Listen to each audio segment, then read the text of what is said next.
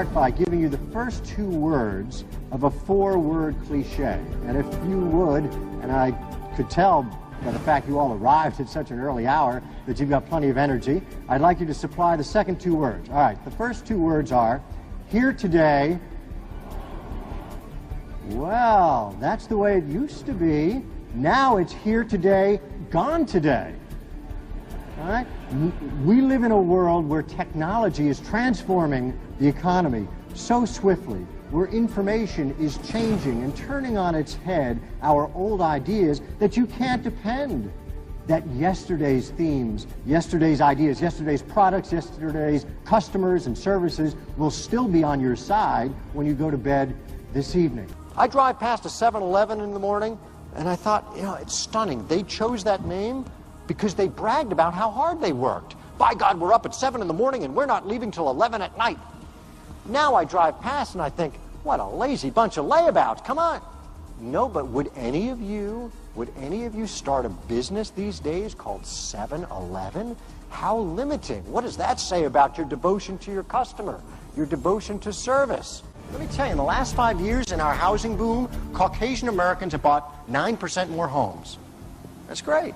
African Americans have bought 25% more homes.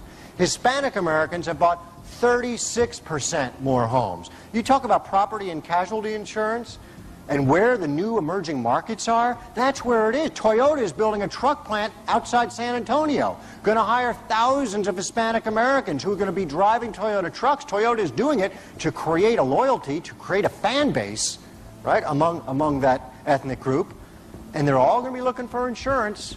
And you got to ask whether you've got the team who can fight and compete in order to get that business, because as Willie Sutton said, the bank robber, why do you rob banks? He says, where the money is, that's where the money is. If there's an overriding theme here, it's when you got big changes, times people, there are enormous opportunities. There are risks, yeah, but opportunities too. The U.S. population is going to grow by 58 million in the next 20 years. China will grow by almost a whole U.S. Look at the last bullet points there about demographics. Today in the U.S., as the baby boomers move towards retirement, already today, across the fruited plain, we have more golf courses than McDonald's. More, this isn't a forecast for Southern California, wherever you live, more golf courses than McDonald's. All right, why have I gone through these themes, the scissors economy, the light economy, the Berlin Wall? Because they do have a real impact on how our economy performs. Because of the transformations and because of the investments in technology, productivity has astounded the experts. Imagine you're Richard Branson, chairman of and founder of Virgin Records. You're in your office a couple years ago, and one of your employees calls you, sir, we have a problem. We opened that store in Times Square in New York, and it turns out we're finding out that kids aren't going to our store, they're ordering on computers something Amazon. What? How can that be? We need to get into that. All right, a couple months pass. Sir, we found out now the kids, they're not just ordering the prepackaged CDs and records, they're deciding which songs they want the artist to sing on that CD before they're going to buy. What? We need to figure out how to get into that. Do it. A few months more pass.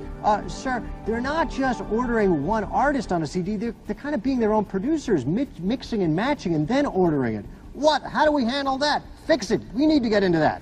Finally, sir, you know what? They're not even buying anything. They're just downloading it for free. Oh my, you know, get me my balloon, right? It's like, what are we going to do? What are you going to do to maintain your business model in a world that's moving so? A few years ago, it was very common to have lecturers strut on stage and write articles in the Harvard Business Review about disintermediation. We all were going to be cut out. We all, especially in the financial sector, we're all going to be cut out. What have we learned? In a modern economy, you know what? Everybody's a middle person. Everybody. None of you have got dirty fingernails because you were out near Santa Barbara last night working on an oil rig. None of you have got dirty fingernails because you were in Salinas, California, you know, harvesting the crops. Virtually nobody in the United States gets their fingers dirty and says, and can say, I'm not a middle person. Does that mean we're all going to be out of work? No. but it means we as middle people have a new challenge, a new burden, a new obligation. What is it? It's very, very simple. It's hard, but it's very, very simple. We have to be able to answer a simple, direct question from our prospective clients and our current clients. And that is this question, quote, why do I need you?